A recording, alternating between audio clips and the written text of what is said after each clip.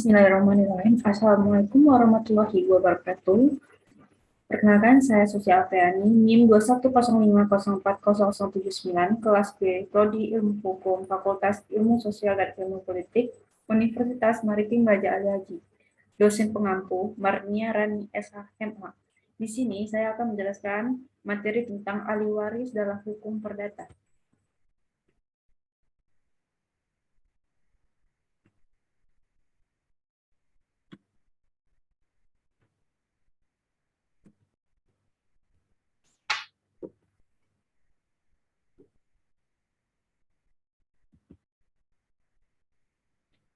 Hukum waris adalah hukum yang mengatur mengenai kekayaan karena wafatnya seseorang mengenai pemindahan kekayaan yang ditinggalkan oleh si pewaris. Hukum waris diatur di dalam buku 2 Kitab Undang Hukum Perdata, pasal yang mengatur tentang waris sebanyak 300 pasal, yang dimulai dari pasal 830 Kitab Undang Hukum Perdata sampai dengan pasal 1130 Kitab Undang Hukum Perdata. Hukum waris perdata atau yang sering disebut hukum waris barat berlaku untuk masyarakat non-muslim, termasuk warga negara Indonesia, keturunan, baik Tionghoa maupun Eropa yang ketentuannya diatur dalam Kitab Undang-Undang Hukum Perdata atau KUH per. Hukum waris perdata mengandung sistem individual, di mana setiap ahli waris mendapatkan atau memiliki harta warisan menurut bagiannya masing-masing. Warisan atau harta peninggalan adalah sejumlah harta benda kekayaan pewaris dalam keadaan bersih. Artinya, setelah dikurangi dengan pembayaran hutang pewaris dan pembayaran-pembayaran lainnya yang diakibatkan oleh meninggalnya pewaris. Warisan dalam sistem hukum perdata barat yang bersumber pada BW itu meliputi seluruh harta benda beserta hak-hak dan kewajiban-kewajiban pewaris dalam lapangan hukum, harta kekayaan yang dapat dinilai dengan uang. Sistem waris Kitab Undang Hukum Perdata tidak mengenal istilah harta asal maupun harta gonogini atau harta yang diperboleh bersama dalam perkawinan. Sebab harta warisan dalam Kitab Undang Hukum Perdata dari siapapun juga merupakan kesatuan yang secara bulat dan utuh dalam keseluruhan akan beralih dari tangan peninggal warisan atau pewaris ke ahli warisannya. Terdapat 3 unsur di dalam warisan, yaitu 1. Adanya pewaris, 2. Adanya harta warisan, 3. Adanya ahli waris. Kitab Undang-Undang Hukum Perdata menegaskan pembagian harta warisan baru bisa dilakukan apabila terjadi kematian, jika ahli waris tersebut sudah meninggal. Ada 2 jalur untuk mendapatkan warisan secara adil, yaitu melalui pewarisan absentantio dan pewarisan testamentaire. 1. Pewarisan absentantio merupakan warisan yang didapatkan berdasarkan undang-undang. Dalam hal ini, sanak keluarga pewaris almarhum yang meninggalkan warisan adalah pihak yang berhak menerima warisan. Mereka yang berhak menerima dibagi menjadi 4 golongan, yaitu anak, istri atau suami, adik atau kakak, dan kakek atau nenek. Yang kedua, pewaris secara testamentaire atau wasiat merupakan penunjukan ahli waris berdasarkan surat wasiat. Dalam jalur ini terdapat pernyataan seseorang tentang apa yang dikehendakinya setelah ia meninggal dunia suatu saat nanti yang oleh si pembuatnya dapat diubah atau dicabut kembali selama ia masih hidup sesuai dengan Kitab Undang Hukum Perdata pasal 992. Cara pembatalannya harus dengan wasiat baru atau dilakukan dengan notaris. Syarat pembuatan surat wasiat ini berlaku bagi mereka yang sudah berusia 18 tahun atau lebih dan sudah menikah meski belum berusia 18 tahun. Yang termasuk golongan ahli waris berdasarkan surat wasiat adalah semua orang yang ditunjukkan oleh pewaris melalui surat wasiat untuk menjadi ahli warisnya. Berikutnya yaitu di dalam KUH Perdata telah diatur mengenai penerimaan waris dalam pasal 832 menyebutkan orang-orang yang berhak menjadi ahli waris yaitu 1. Golongan 1, keluarga yang berada pada garis lurus ke bawah yaitu suami atau istri yang ditinggalkan, anak-anak, dan keturunan beserta suami atau istri yang hidup lebih lama. Golongan kedua yaitu keluarga yang berada pada garis lurus ke atas seperti orang tua dan saudara beserta keturunannya. Golongan ketiga yaitu terdiri dari kakek, nenek, dan leluhur. Golongan keempat yaitu anggota keluarga yang berada pada garis ke samping dan keluarga lainnya hingga derajat ke-6. Ahli waris memenuhi syarat-syarat sebagai berikut untuk dapat menerima warisan, yaitu meliputi 1. Pewaris telah meninggal dunia. Dua, ahli waris atau para ahli waris harus ada pada saat pewaris meninggal dunia. Ketentuan ini tidak berarti mengurangi makna pasal 2 KUH Perdata, yaitu anak yang ada dalam kandungan seseorang perempuan dianggap sebagai telah dilahirkan, bila mana kepentingan si anak menghendakinya. Apabila ia meninggal saat dilahirkan, ia dianggap tidak pernah ada. Dengan demikian, berarti bayi dalam kandungan juga sudah diatur haknya oleh hukum sebagai ahli waris dan telah dianggap cakap untuk mewaris.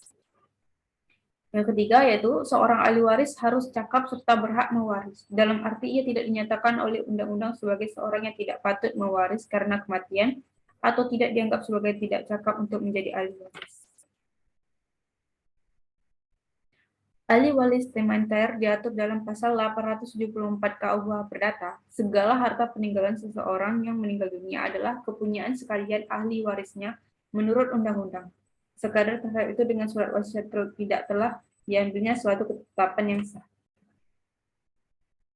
Berikutnya yaitu surat wasiat dibagi ke dalam beberapa bentuk, yaitu 1. Surat wasiat holografis adalah surat wasiat yang dibuat dan ditulis sendiri oleh teater atau pewaris. Surat wasiat yang demikian harus seluruhnya ditulis sendiri oleh testator dan ditandatangani olehnya pasal 934 KUH Perdata. Kemudian surat wasiat tersebut dibawa ke notaris untuk dititipkan atau disimpan dalam protokol notaris. Notaris yang menerima penyimpanan surat wasiat holografis wajib dengan dihadiri oleh 2 orang saksi, membuat akta penyimpanan atau disebut akta van depot. Sesudah dibuat akta van depot dan ditandatangani oleh testator, saksi, dan notaris, maka surat wasiat tersebut mempunyai kekuatan yang sama dengan wasiat umum yang dibuat di hadapan notaris. Yang kedua, surat wasiat umum adalah surat wasiat yang dibuat oleh testator di hadapan notaris.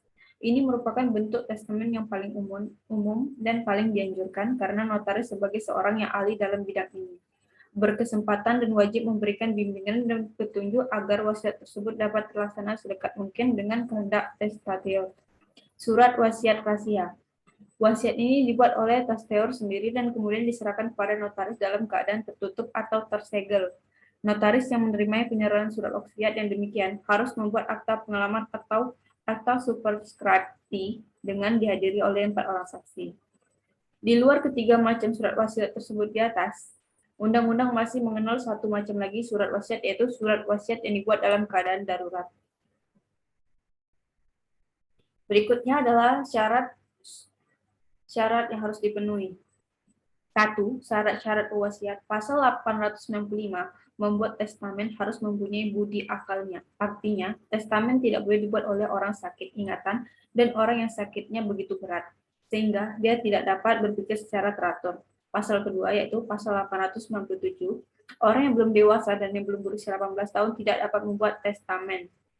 Yang kedua yaitu syarat-syarat isi wasiat. Pasal 888, jika testamen membuat syarat-syarat yang tidak dapat dimengerti atau tak mungkin dapat dilaksanakan atau bertentangan dengan kesusilaan, maka hal demikian itu harus dianggap tak tertulis. Pasal 890, jika di dalam testamen disebut sebab yang palsu dan isi dari testamen itu menunjukkan bahwa pewaris tidak akan membuat ketentuan itu, jika ia tahu akan kepalsuannya, maka testamen ini tidaklah sah. Pasal 893, suatu testamen adalah batal jika dibuat karena paksa, tipu, atau muslihat. Selain larangan-larangan tersebut di atas, yang bersifat umum di dalam hukum waris, terdapat banyak sekali larangan-larangan yang tidak boleh dimuat dalam testamen. Di antara larangan itu yang paling penting ialah larangan membuat suatu ketentuan sehingga legitimi forti, bagian mutlak para ahli waris, menjadi kurang dari semestinya. Sifat hukum. Waris yang ada dan berlaku di Indonesia sampai saat ini masih belum merupakan unifikasi hukum. Bentuk dan sistem hukum waris sangat erat kaitannya dengan bentuk masyarakat dan sifat kekeluargaan. Sedangkan sistem kekeluargaan pada masyarakat Indonesia berpokok pangkal pada sistem menarik garis keturunan yang pada dasarnya dikenal ada 3 macam sistem keturunan, yaitu bentuk masyarakat dan sifat kekeluargaan yang terdapat di Indonesia menurut sistem keturunan, yaitu 1. Sistem patrilineal atau sifat kebapaan pada prinsipnya sistem yang menarik garis keturunan ayah atau garis keturunan nenek moyangnya yang laki-laki. Sistem ini di Indonesia terdapat pada masyarakat di Tanah Gayo, Alas, Batak, Ambon, Irian Jaya, Timor, dan Bali. Yang kedua yaitu sistem matrilineal atau sifat keibuan, sistem yang menarik garis keturunan dari nenek moyang perempuan. Kekeluargaan yang bersifat keibuan ini di Indonesia hanya terdapat di suatu daerah yaitu Minangkabau. Yang ketiga, sistem bilateral atau parental atau sifat kebapak-ibuan menarik garis keturunan baik melalui garis bapak maupun garis ibu, sehingga dalam kekeluargaan semacam ini pada hakikatnya tidak ada perbedaan antara pihak ibu dan pihak ayah. Jawa, Madura, Sumatera Timur, seluruh Sulawesi, Lombok, Riau, Aceh, Sumatera Selatan. Berikutnya yaitu hak dan kewajiban pewaris. Hak pewaris timbul sebelum terbukanya harta peninggalan, dalam arti sebelum pewaris meninggal, dunia berhak menyatakan kehendaknya dalam sebuah testamen atau wasiat yang berupa, yaitu satu, unveiling, suatu penunjukan satu atau beberapa orang menjadi ahli waris untuk mendapatkan sebagian atau seluruh harta peninggalan, atau testamentary FG6, ahli waris menurut wasiat. Yang kedua yaitu legat, pemberian hak kepada seseorang atas dasar testamen atau wasiat yang khusus yang berupa hak atas satu atau beberapa benda tertentu, hak atas seluruh dari satu macam benda tertentu, hak fruitibus atas sebagian atau seluruh warisan, yaitu pada pasal 957 KUH Perdata. Orang yang menerima legat disebut legataris bentuk testamen. 1. Open bar testament, testamen yang dibuat oleh seorang notaris dengan dihadiri oleh 2 orang saksi. Yang kedua, oleografis testamen, testamen yang ditulis oleh si calon pewaris sendiri, kemudian diserahkan kepada seseorang notaris untuk disimpan dengan disaksikan oleh 2 orang saksi. Testamen rahasia, dibuat oleh calon pewaris, tidak harus ditulis tangan, kemudian testamen tersebut disegel dan diserahkan kepada seorang notaris dengan disaksikan oleh 4 orang saksi. B. Kewajiban pewaris merupakan pembatasan terhadap haknya yang ditentukan undang-undang. Ia harus mengindahkan adanya legitimi forti, yaitu suatu bagian tertentu dari harta peninggalan yang tidak dapat dihapuskan oleh orang yang meninggalkan warisan. Pasal 913 KUH Perdata. Hak dan kewajiban ahli waris. A. Hak ahli waris. Setelah terbuka warisan, ahli waris diberikan hak untuk menentukan sikap, yaitu ada 3. 1. Menerima secara penuh. 2. Menerima dengan reserve, hak untuk menukar. 3. Menolak warisan. B. Kewajiban ahli waris, yaitu 1. Memelihara keutuhan harta peninggalan sebelum harta peninggalan dibagi.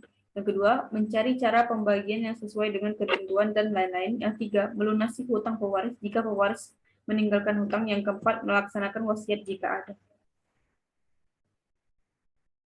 Pembagian warisan pasal 1066 KUHP Perdata menentukan atau isinya dapat disimpulkan yaitu A. Tidak seorang ahli waris yang dapat dipaksa membiarkan harta warisan tidak terbagi.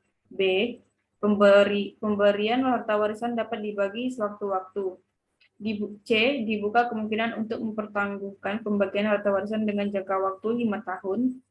Tenggang waktu ini dapat diperpanjang 5 tahun lagi dengan persetujuan sebuah ahli waris. Pasal 1079 KUHP Perdata, cara pembagian warisan yaitu 1.